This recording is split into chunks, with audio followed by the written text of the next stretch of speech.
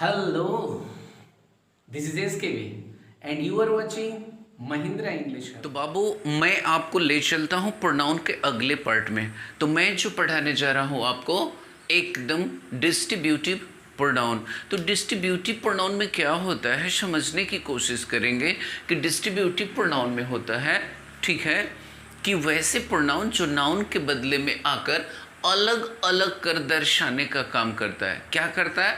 अलग अलग कर दर्शाने का काम करता है। जैसे आप देख रहे हैं ईच होता है, आइदर होता है, नाइदर होता है, एटसेट्रा। तो ये जो हमारा है वो डिस्ट्रीब्यूटिव प्रोनाउन है। तो बाबू कभी भी एग्जाम में डेफिनेशन नहीं पूछता है, बल्कि आपको उसका यूसेज पूछता है। और अगर आप बेहतरीन तरीके से उसका यूज़ जान रहे हैं तो कहीं आपको प्रॉब्लम नहीं होगी।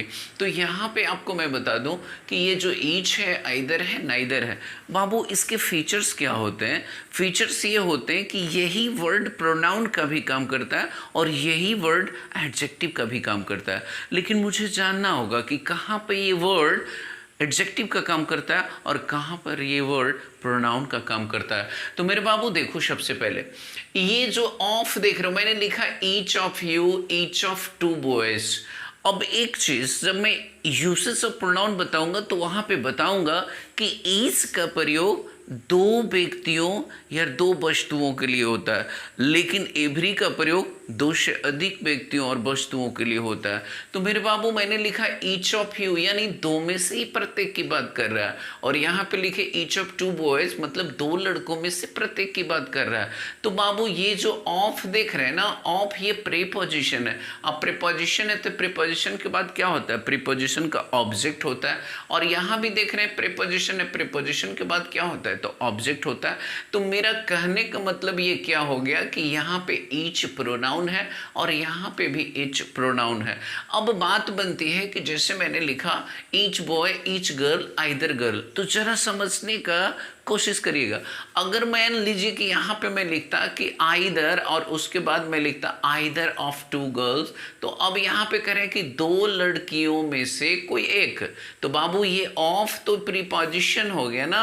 अब प्रीपोजिशन के बाद टू गर्ल्स हुआ तो इसका ऑब्जेक्ट हो गया, लेकिन सब्जेक्ट बनने का काम क्या कर रहा है? ये प्रोनाउन कर रहा है। और जैसा कि ग्रामर में हम लोग पढ़े हैं कि बाबू सब्जेक्ट बनने का काम दो ही चीज कर सकता है, या तो नाउन कर सकता है और नहीं तो प्रोनाउन कर सकता है। तो बाबू सब्जेक्ट हमारा यहाँ पे आइदर है, इन द लाइक ऑफ से में। अब देखिए ईच के बाद यहाँ पे हम बॉय लिखे हैं, तो ईच बॉय लिखे कर मतलब क्या हुआ कि जस्ट ईच के बाद नाउन है। और अगर नाउन के पहले कोई अगर ईच है तो वो प्रोनाउन नहीं है बल्कि एडजेक्टिव है। क्यों? क्योंकि एडजेक्टिव अपने साथ जस्ट नाउन लेता है। अब बाबू ईच गर्ल, ईच देख रहे हैं ना, ईच जस्ट अपने बाद नाउन लिया है, दैट मीन्स ये एडजेक्टिव है। लेकिन यहाँ जस्ट बाद ये प्रोनाउन नहीं लिया है, ये जस्ट बाद नाउन नहीं लिया है, बल्कि इसके पहले एक प्रीपोजिशन है और ये ऑब्जेक्ट का काम कर रहा है। समझ रहे हैं?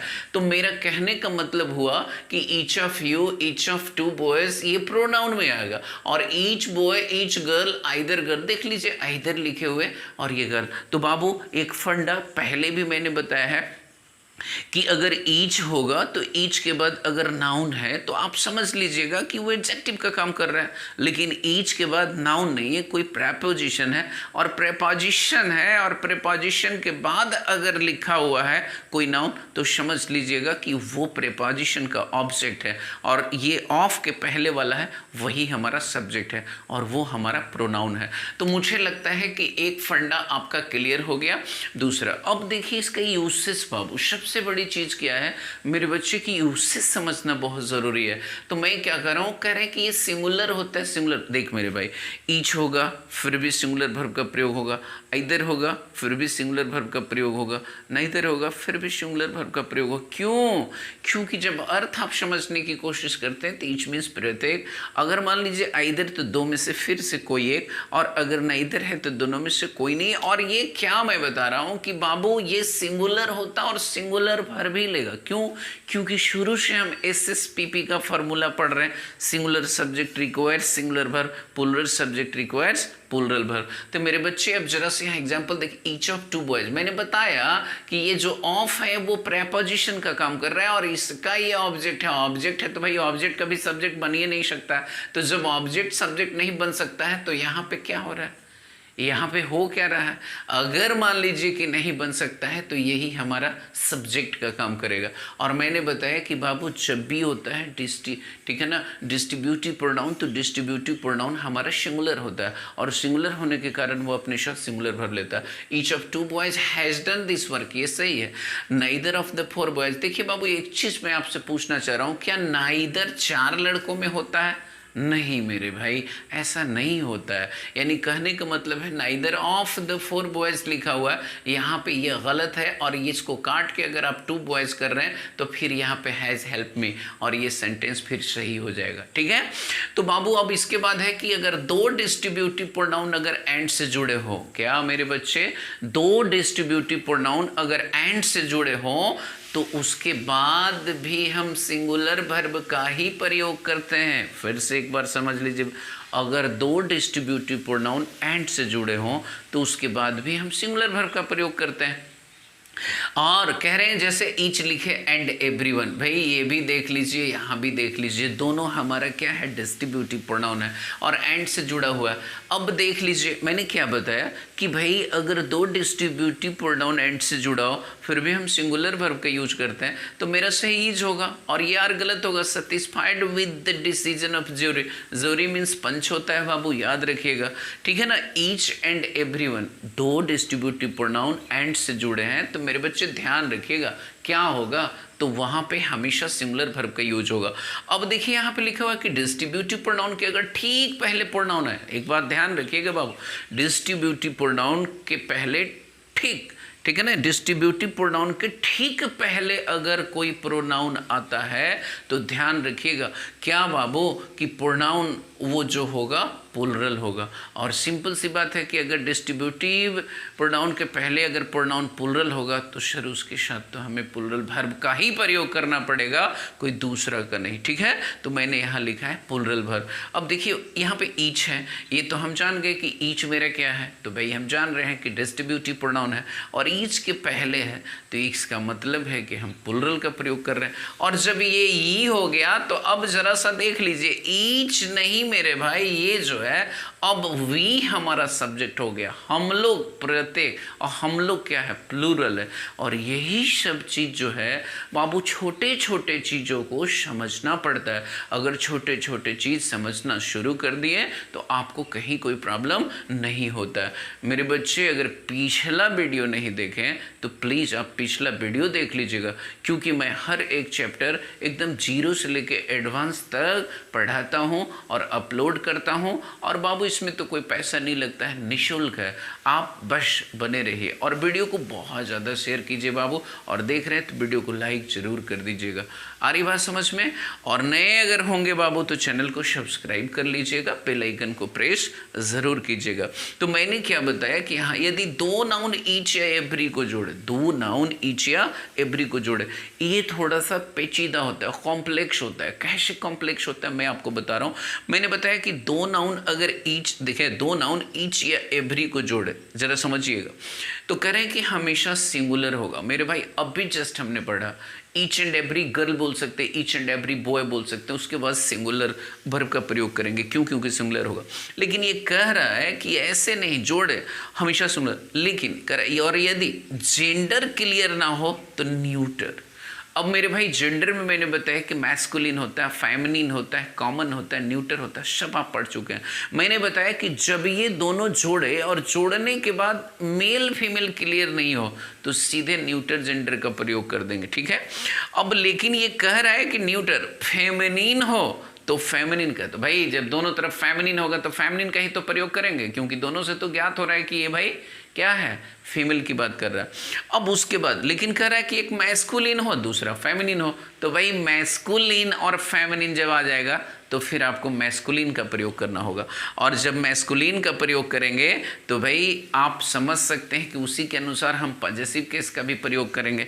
तो मैंने बोला कि फेमिनिन, तो फेमिनिन का प्रयोग करते हैं, करें each doctor and each patient. जरा देखिए ये डॉक्टर और पेशेंट दोनों में से कोई पता नहीं चल रहा, तो आप खुद समझ सकते हैं कि यहाँ पे जो डॉक्टर बोल रहे हैं और यहाँ पे जो पेशेंट बोल रहे हैं वो किस भाव से हम लोग बोल रहे हैं और किस तरीके से यूज करेंगे। तो ज़रा सा आप देख लीजिए क्या हमने यूज करने की कोशिश किया।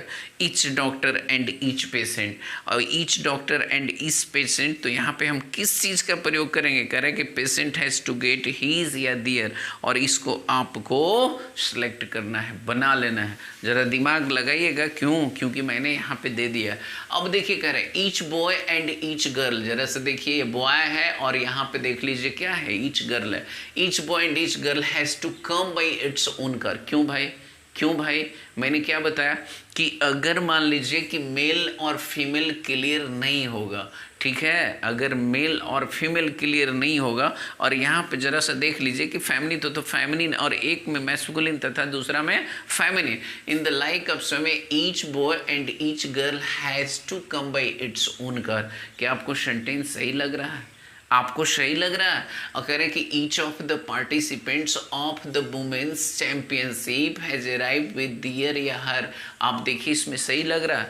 अब इस रूल को पढ़ने के बाद आपको कोशिश करना है कि हम कैसे सही इसको बना सकते हैं। क्यों भाई, तो मैंने क्या बताया जरा देख लीजिए, each of the participant of the women's championship. तो भाई आपको तो अब अपने समझ में आ रहा होगा कि हमको क्या करना है। अब ये देख लीजिए कि भाई ईच बॉय है और ईच गर्ल है, आपको क्लियर हो रहा है। तो जब मैस्कुलिन का भाव जा रहा है तो आप खुद जान सकते हैं कि हमको क्या प्रयोग करना है, ठीक है ना। और यहाँ पे आप देख रहे हैं कि ईच डॉक्टर ईच पेशेंट, किसी का क्लियर नहीं है तो क्या यूज होगा, तो ये अगर प्लूरल सेंस में तो यहाँ पे देर का प्रयोग कर। तो बाबू इस तरीके से मेरा कहने का मतलब है कि आप इसको बनाएंगे। अब आगे देख लीजिए लिखा हुआ है इंडेफिनिट प्रोनाउन। इंडेफिनिट प्रोनाउन क्या होता है बाबू, कहते हैं, ठीक है, वो जो नाउन के बदले में आता है, मतलब वैसा प्रोनाउन जो नाउन के बदले में आता है, लेकिन यह जो है अज्ञात और अनिश्चित संख्या का बोध कराता है। फिर से समझिएगा, नाउन के बदले में आता है लेकिन अज्ञात और अनिश्चित संख्या का बोध कराता है,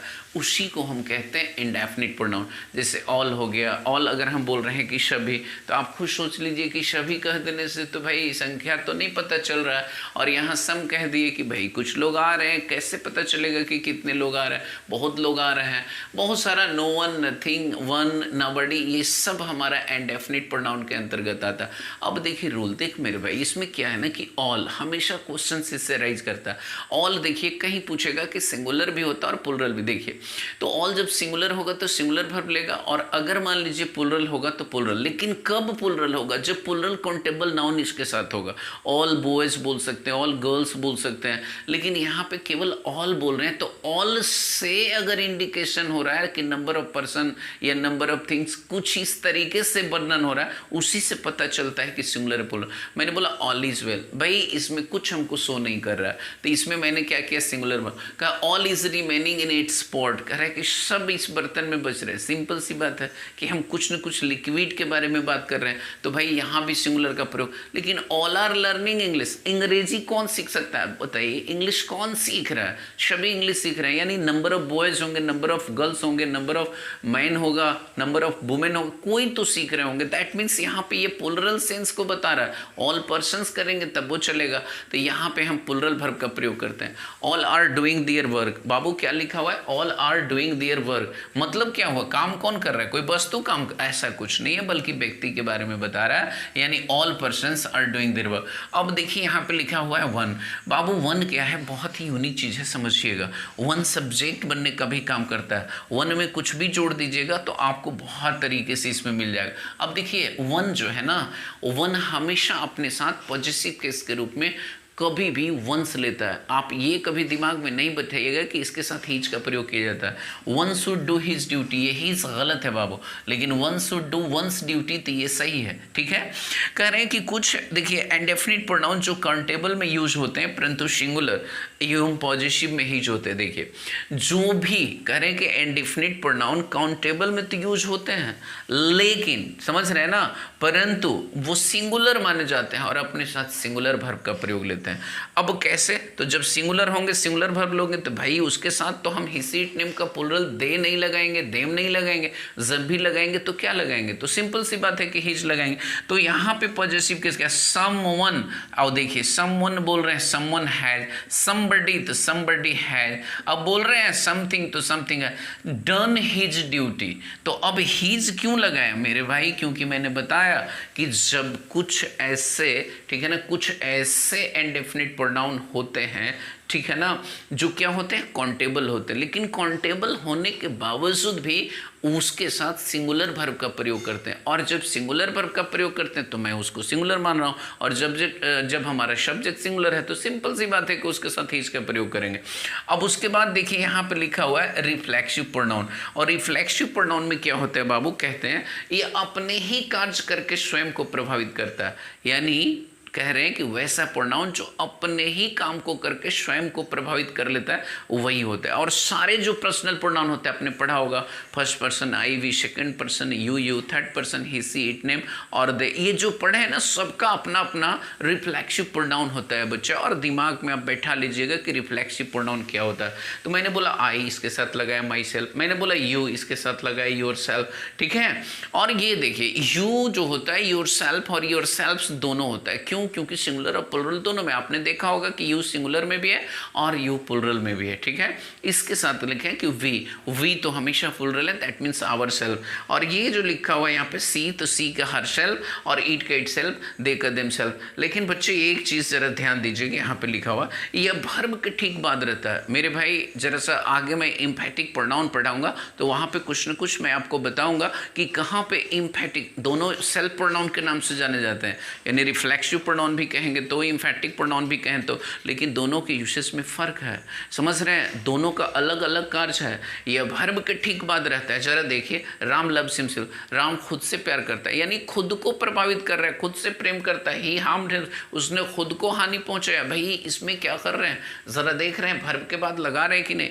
तो आपको ओवरऑल याद करना है। और थोड़ी सी मैं आपको कुछ और समझाने जा रहा हूँ कि बच्चे यहाँ पे जो मैंने बताया था अब मैं मिटा रहा हूँ। और बताया क्या था तो जरा सा देख लीजिए कि अगर ठीक है ना, कुछ ऐसे ट्रिक्स हैं, जैसे मान लीजिए मैंने यहाँ पे लिखा नो, ठीक है ना, मैंने यहाँ पे लिखा एनी, ठीक है। अब मैंने यहाँ पे लिखा सम, ठीक है, और मैंने यहाँ पे लिखा एवरी। देखिए क्या होता है बच्चा कि इसमें बनाने के लिए आसान है। एवरी में थिंग जोड़ दीजिएगा बन जाएगा, नो में थिंग जोड़ दीजिएगा बन जाएगा, एनी में थिंग जोड़ दीजिएगा बन जाएगा, सम में थिंग जोड़ देंगे बन जाएगा। अब यहाँ पे देखिए इसी चीज़ में मैं लगाऊं, एवरी में वन जोड़ेंगे एवरी वन हो जाएगा, नो में वन जोड़ेंगे नो वन हो जाएगा, एनी में वन जोड़ेंगे एनी वन हो जाएगा, और सम में वन जोड़ेंगे सम वन हो जाएगा। अब बाबू यहाँ पे जोड़ेंगे बडी। अब देखिए क्या है, एवरी यहाँ पे लिख दिए तो एवरी बडी, नो लिख दिए तो नो बडी, अगर लिख दिए एनी तो एनी बडी, और अगर इसके बाद लिखे सम तो ये हो गया सम बडी। तो अब आपको समझने की कोशिश करना है, क्या समझने की कोशिश करना है कि बाबू अगला पार्ट में हम आपके साथ इम्फेटिक प्रोनाउन और बहुत सारे आगे जो काइंड्स लेकर आ रहे हैं, और एकदम स्पेशल यूसेज या कैसे हॉट टिप्स ऑफ प्रोनाउन है या कॉमन एरर कैसे हम लोग प्रोनाउन में बनाते हैं, सब कुछ धीरे धीरे हम वीडियो अपलोड करते जाएंगे, ठीक है। तब तक आप स्वस्थ रहिए, सुरक्षित रहिए, खूब मन लगा के पढ़िए बाबू, मेरा आशीर्वाद आपके साथ है। जय हिंद।